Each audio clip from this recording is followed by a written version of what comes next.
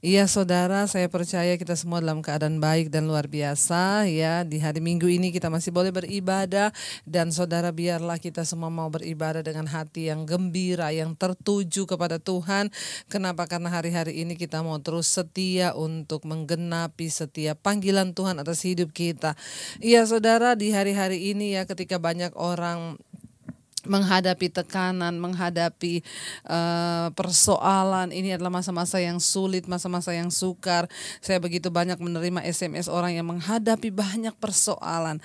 Tetapi sebenarnya saudara, kalau kita mau kembali, rahasianya adalah kepada diri kita sendiri. Ketika kita mau menang terhadap diri kita sendiri, maka kita juga akan menang terhadap setiap persoalan di hidup ini saudara ya. Ada begitu banyak terjadi pertikaian, begitu banyak terjadi keributan dalam rumah tangga, semuanya itu sebenarnya rahasianya kembali kepada diri kita sendiri. Karena itu hari ini saya beri tema firman Tuhan, menang terhadap diri sendiri ya. Karena ada banyak orang menang di luar sana menghadapi kompetisi yang hebat dan dalam skala yang besar, tapi hanya sedikit yang menang di dalam mengalahkan dirinya sendiri saudara. Ya, kita lihat salah satu contoh adalah ketika kita melihat orang berkompetisi untuk memenangkan pilkada atau pemilihan gubernur atau pemilihan bupati atau pemilihan kepala daerah atau pemilihan ya anggota dewan wakil rakyat. Ya, begitu banyak seleksi yang dilewati, ya akhirnya mereka bisa menang saudara. Tetapi ketika mereka menang di skala yang besar, tidak sedikit para pejabat yang akhirnya dipenjara. Kenapa saudara? Ketika mereka menang, mereka duduk di kursi kekuasaan, akhirnya mereka jatuh di dalam korupsi dan harus mendekam dalam penjara. Ketika mereka berhadapan dengan diri sendiri, ternyata banyak yang kalah. Karena itu saudara, ada sebuah statement yang berkata, pemenang sejati bukanlah dia yang berhasil mengalahkan semua orang, tetapi pemenang sejati adalah mereka yang berhasil mengalahkan diri mereka sendiri. Ya, kemarin ada seorang yang menelpon saya, saudara, dia seorang tahanan yang sedang berada dalam penjara. Lalu dia menceritakan kasusnya kepada saya, ibu saya adalah seorang tahanan sekarang di penjara karena saya membunuh orang.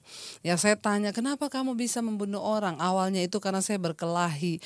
Jadi terjadi salah paham lalu saya berkelahi bu. Ketika berkelahi tidak sengaja akhirnya lawannya itu meninggal dunia dan dia harus dipenjara, mendekam di dalam penjara. Saudara, tadinya dia berpikir bahwa dia menang dengan perkelahian itu saudara.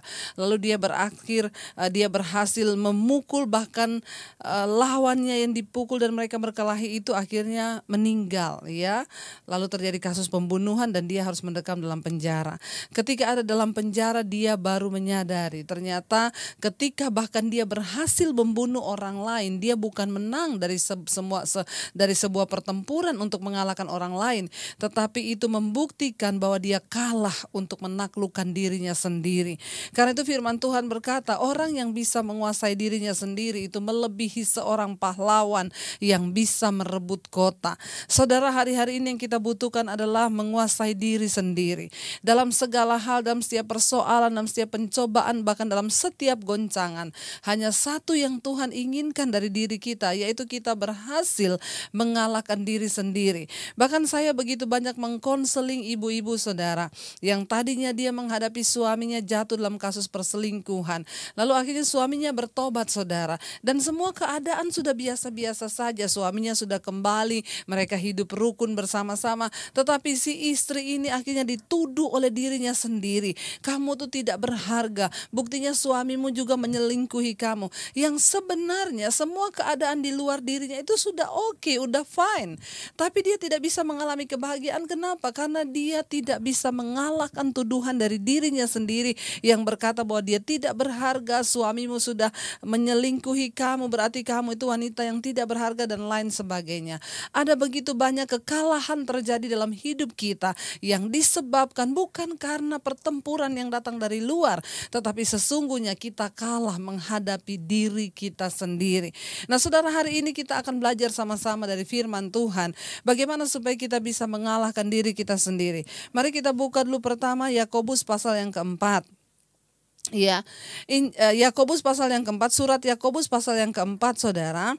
Ya, di sini firman Tuhan berkata begini, ayat yang pertama, dari manakah datangnya sengketa dan pertengkaran di antara kamu? Bukankah datangnya dari hawa nafsumu yang saling berjuang di dalam tubuhmu? Saudara, hari-hari ini ada begitu banyak terjadi sengketa dan pertengkaran, terutama dalam rumah tangga. Dengan adanya stay at home, itu sebagian bukan membuat orang semakin dekat, tapi membuat orang semakin ribut dan berantem. Kenapa, saudara? Sebenarnya itu bukan karena kita mau saling mengalahkan dan mencari siapa yang benar dan siapa yang salah. Dengan jelas firman ini berkata, dari manakah datangnya sengketa dan pertengkaran di antara kamu? Bukankah datangnya dari hawa nafsumu yang saling berjuang di dalam tubuhmu? Saudara, yang pertama, bagaimana kita bisa memenangkan diri kita sendiri? Sadarilah bahwa dalam diri kita ini ada yang namanya hawa nafsu, ya. Kenapa terjadi pertengkaran, kenapa terjadi perdebatan, kenapa terjadi bahkan orang jatuh di dalam kenajisan, kenapa ada banyak kekalahan yang terjadi dalam hidup kita? Ingat, karena manusia itu diciptakan dengan nafsu dalam dirinya.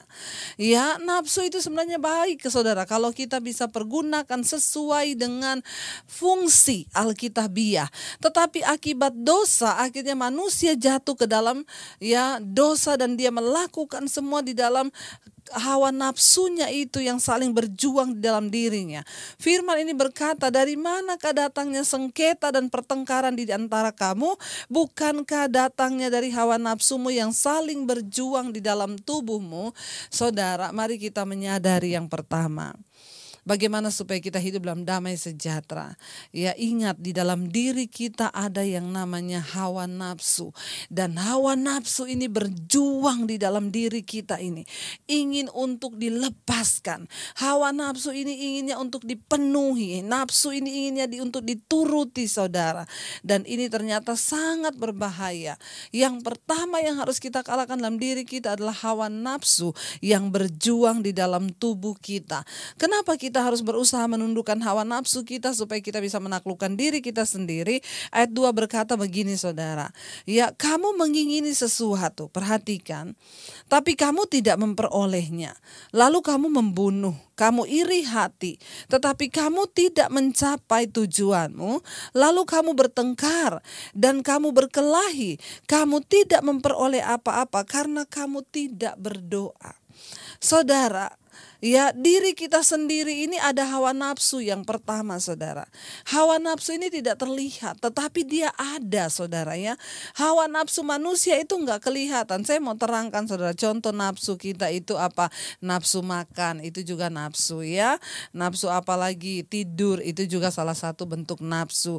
Nafsu apalagi, saudara? Ya, seks, itu juga nafsu. Kalau semua ini berjalan sesuai dengan fungsi alkitabiah, digunakan di dalam kekudusan, dalam pertobatan, itu semua adalah baik Tuhan ciptakan. Tetapi ketika itu berubah menjadi sebuah keinginan yang begitu mendominasi dan menguasai manusia karena manusia sudah jatuh ke dalam dosa, nah ini yang akan membuat manusia itu hidup di dalam berbagai kekacauan. Di sini dikatakan, kamu mengingini sesuatu. Hari ini apa yang sedang saudara inginkan? Ya, coba kita merenungkan, saudara. Mungkin ada di antara saudara yang sedang menyaksikan khotbah saya ini, engkau menginginkan kekayaan. Ada di antara saudara yang menyaksikan ini, engkau menginginkan sejumlah uang. Ada di antara saudara yang hari ini mungkin berkata, saya nggak butuh uang, tapi saya butuh perhatian suami saya. Mungkin ada di antara saudara yang sedang duduk dan berkata, saya tidak butuh uang, tapi saya butuh dihargai oleh rekan sekerja saya. Ya, saya tidak butuh ini, tapi saya butuh perhatian. Saya nggak butuhkan uang, tapi saya butuh kasih sayang. Semua kita yang duduk hari ini menyaksikan khotbah ini, kita semua punya keinginan yang berbeda-beda. Ya, kita semua pasti punya keinginan yang berbeda. Saya punya keinginan yang berbeda. Saudara punya keinginan yang berbeda. Kalau hawa nafsu ini tidak terkendali lagi, saudara, di sini dikatakan, lalu kamu mengingini sesuatu. Perhatikan baik-baik, tadinya dia hanya hawa nafsu yang ada dalam diri, lalu berubah wujud menjadi sebuah keinginan, ya. Dari nafsu di hati lalu timbul menjadi sebuah keinginan yang harus dipenuhi, saudara. Ini adalah cara bagaimana kita bisa menaklukkan diri kita sendiri. Kita belajar dari firman Tuhan, saudara, ya. Kamu mengingini sesuatu. Ada berapa banyak ibu-ibu di luar sana yang ketika suamimu berselingkuh, engkau ingin supaya suamimu itu memohon maaf. Engkau menginginkan, hari-hari ini saya banyak dapati kasus ibu-ibu yang berkata, saya sih sudah mengampuni, Bu, tapi suami saya itu nggak pernah minta maaf sungguh-sungguh kepada saya. Ya, ada begitu banyak keinginan dalam diri kita.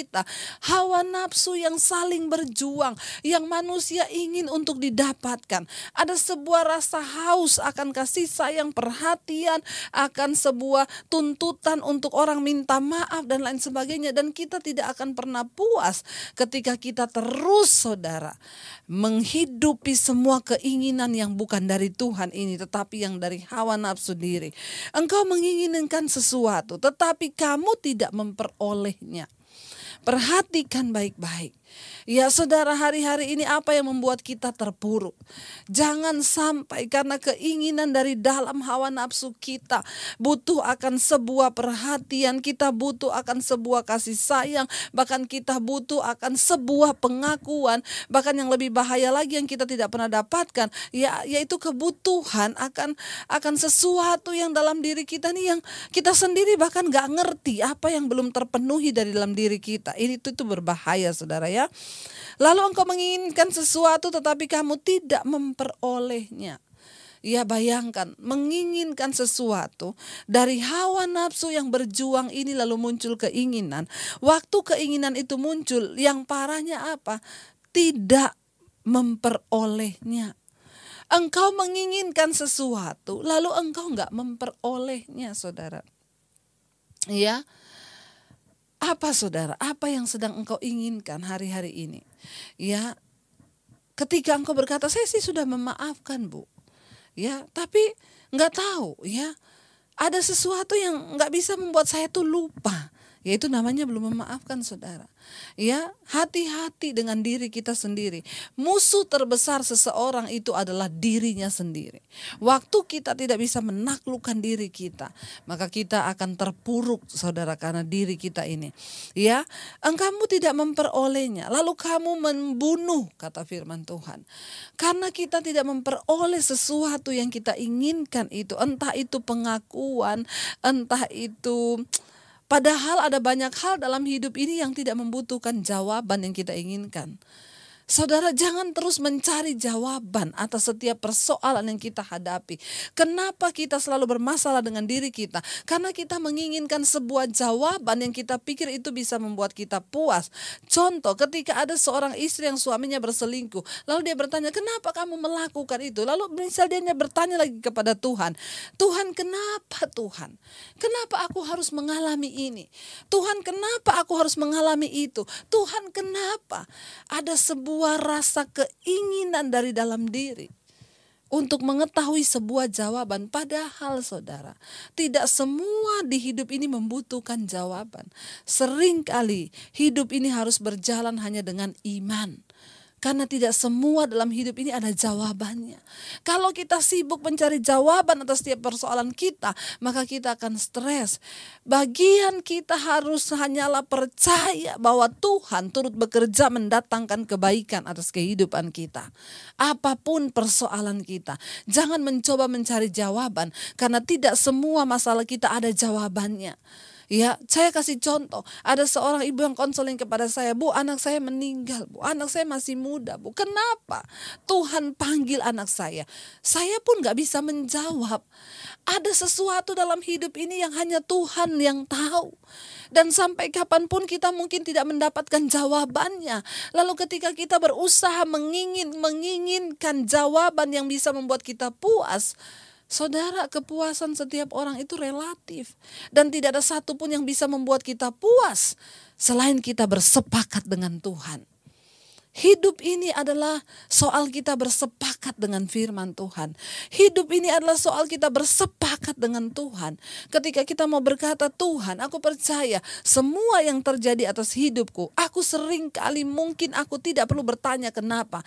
Bagianku hanyalah menerima dan menjalani ini sebagai proses Tuhan. Udah cukup saudara, karena kalau tidak, waktu engkau terus mengikuti keinginan hawa nafsu dari dirimu, ada sebuah keinginan yang muncul dari dalam, ya, lalu itu tidak terpenuhi, maka engkau akan stres saudara dengan hidupmu.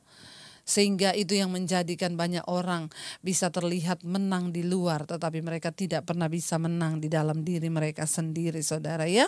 Lalu akhirnya dikatakan apa? Karena tidak memperoleh, lalu akhirnya dia membunuh.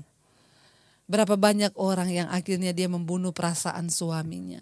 Engkau membunuh perasaan anak-anakmu, bahkan engkau membunuh perasaan istrimu. Hanya karena keinginan dari dalam diri yang terus menuntut akan sebuah kepuasan saudara. Ya, engkau membunuh, lalu engkau iri hati. Tapi kamu tidak mencapai tujuanmu. Lalu kamu mulai bertengkar dan kamu berkelahi.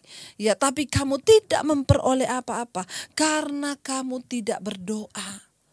Ya, orang yang hanya hidup dengan keinginan diri sendiri seringkali melupakan Tuhan. Lalu hawa nafsu itu berjuang dalam diri kita dan kita melupakan Tuhan. Lalu terjadi banyak kekacauan dalam hidup ini. Saudara, belajarlah untuk menjadi orang yang bersepakat dengan Tuhan. Karena itu tadi yang saya bilang, tidak semua dalam hidup ini ada jawabannya. Tidak semua saudara, pada akhirnya kita harus berkata, Tuhan, aku mau berdamai dengan Tuhan.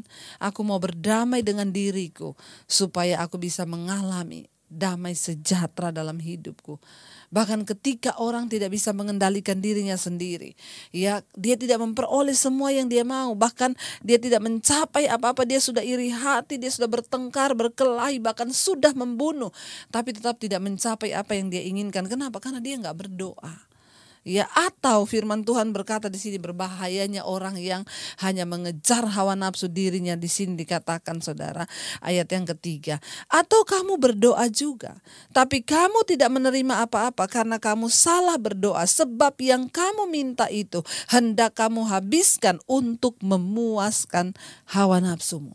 Tanpa kita sadari, hari-hari ini ada begitu banyak orang Kristen yang berdoa hanya untuk memuaskan hawa nafsunya. Sangat berbahaya kalau kita tidak menang atas diri kita sendiri. Maka kita akan menjadi orang yang terus menuntut untuk hawa nafsu ini dipuaskan. Bahkan tidak peduli. Terkadang kepada Tuhan pun kita menuntut hawa nafsu kita harus terpenuhi. Kamu atau mungkin kamu berdoa, tapi kamu tidak pernah menerima apa-apa. Kenapa? Karena kamu salah berdoa. Bahkan orang Kristen yang tidak bisa mengendalikan dirinya, tidak bisa menundukkan hawa nafsunya, bahkan ketika dia menghadap Tuhan pun salah. Kenapa? Dia tetap membawa hawa nafsu dalam doa-doanya. Mari kita cek saudara, apakah hari-hari ini kita berdoa hanya untuk memuaskan hawa nafsu diri kita? Ya, atau kita ini saudara menjadi orang-orang yang terus menuntut Tuhan, menuntut, dan kita tidak pernah melihat ada jawaban-jawaban yang kita dapat. Kenapa? Karena semua yang kita minta itu hanya untuk kita pakai dan kita habiskan untuk memuaskan hawa nafsu kita.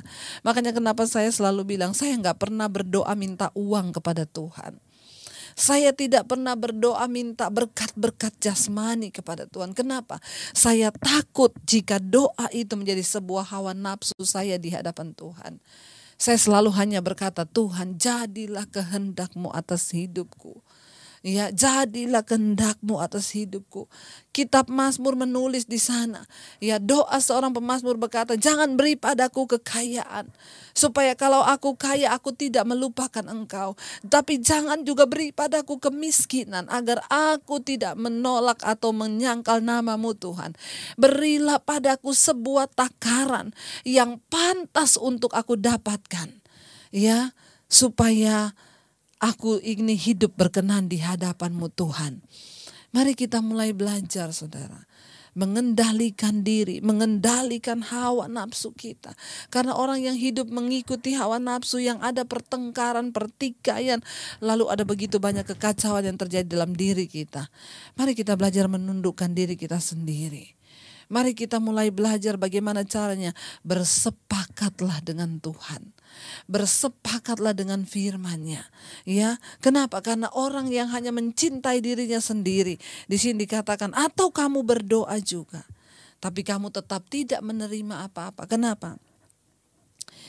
Karena kamu sudah berdoa, kamu salah berdoa, sebab yang kamu minta itu hendak kamu habiskan untuk memuaskan hawa nafsumu.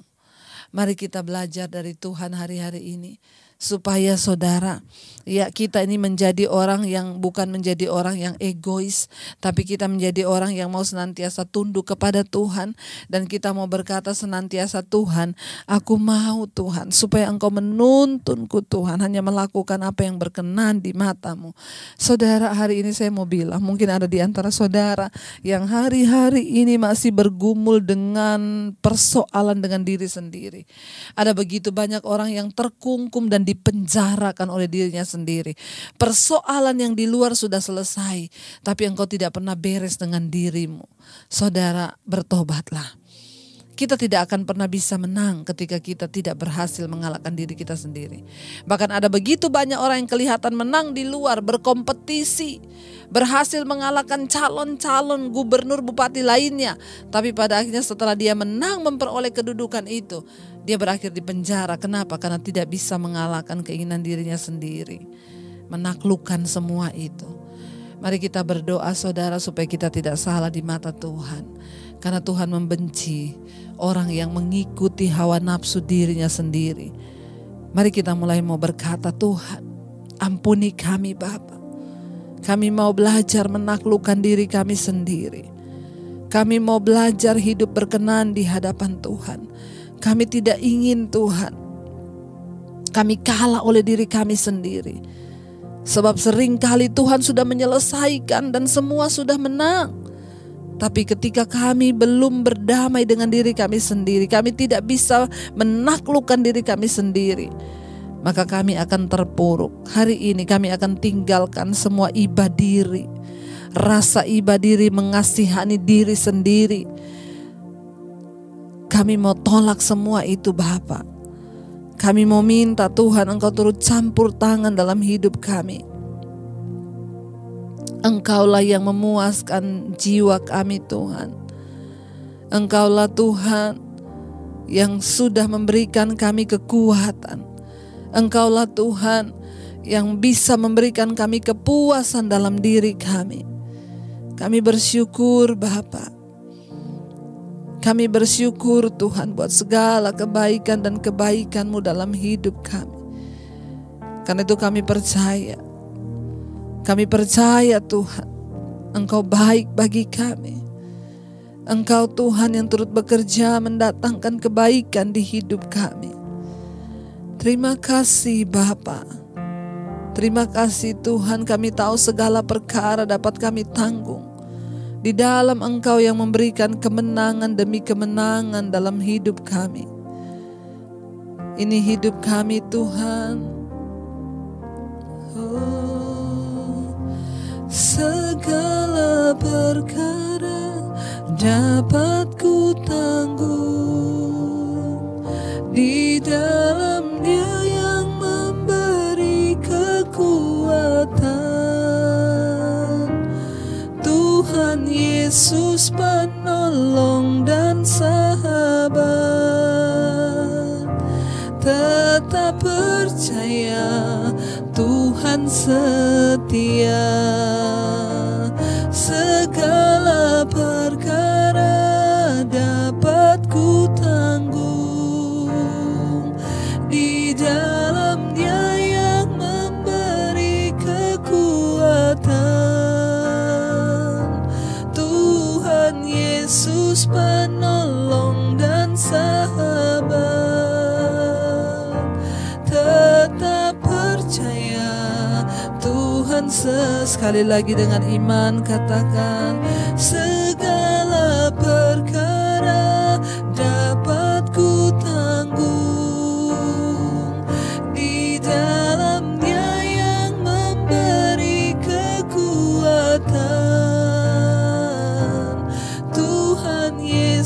Yesus penolong dan sahabat. Tetap percaya Tuhan setia. Kami tahu Engkau yang setia dalam hidup kami. Engkau melihat setiap kami hari ini Bapa. Kalau kami masih hidup dengan diri kami sendiri, ampuni kami Tuhan. Hari ini kami mau menang terhadap diri kami sendiri. Engkau yang memberikan kami kekuatan Tuhan. Kami tidak ingin ada hawa nafsu yang saling berjuang dalam hidup kami, sehingga itu membuahkan sebuah keinginan yang harus kami capai. Keinginan akan perhatian, keinginan akan dihargai, keinginan akan apapun juga Tuhan. Kami tidak ingin jadi pribadi yang sombong di hadapan Tuhan. Kami mau merendahkan diri di kaki-Mu Bapa. Uji kami, bentuk kami, hancurkan kami Tuhan, sampai kami berkenan di mata-Mu Tuhan.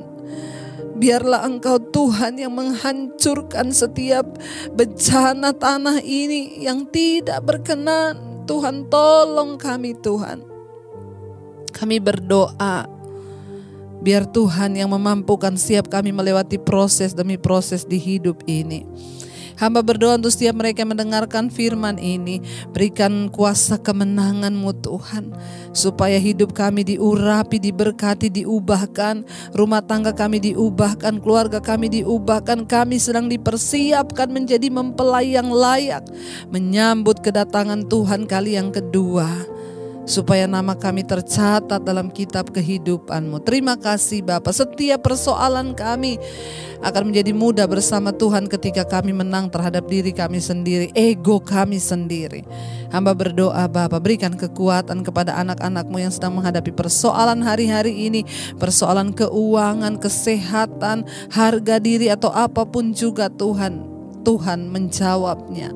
Tiba saatnya kami membuka hati dan tangan kami untuk menerima berkat-Mu Tuhan. Mari saudara buka hati dan tangan-Mu. Diberkatilah Engkau dalam kehidupan-Mu, diberkati rumah tangga-Mu, diberkati kesehatan-Mu, diberkati keuangan-Mu. Tuhan menjadikan semua yang Kau lakukan dengan tangan-Mu berhasil. Bahkan hidup-Mu menjadi tanda bagi kemuliaan-Nya. Terimalah kiranya berkat dari Allah Bapa, cinta kasih Tuhan Yesus Kristus, penyertaan manis Allah Roh Kudus menyertai hidup-Mu mulai dari malam hari ini bahkan sampai kali yang kedua. Tuhan Yesus datang menjemput kita semua, nama-Mu tercatat dalam kitab kehidupan. Dalam nama Yesus yang percaya berkati katakan bersama.